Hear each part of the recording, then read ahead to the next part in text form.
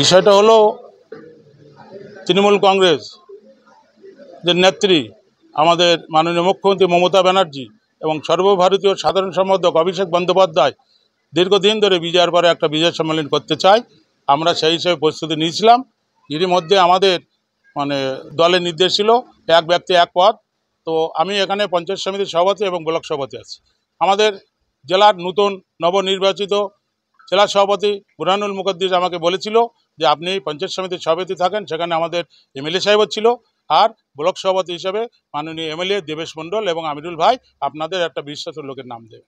আমরা সেই মতো দিই। সেখানে একটা কথা বলি যে একটা আনন্দ সরকারের নাম আসছে, সেখানে লিটন আমাদের জেলা সভাপতি বলে আনন্দ সরকার বাবু মাস্টার ছায়াসঙ্গী এবং নারায়ণ গোস্বামীর বিশ্বস্ত লোক। বসিরহাট সাংগঠনিক জেলায় নারায়ণ গোস্বামীর কোনো লোক লাগবে না। কিন্তু আমরা দেখলাম ক্যামাক স্ট্রিটে যেদিন বসিরহাট সাংগঠনিক জেলার নাম ঘোষণা হচ্ছে তখন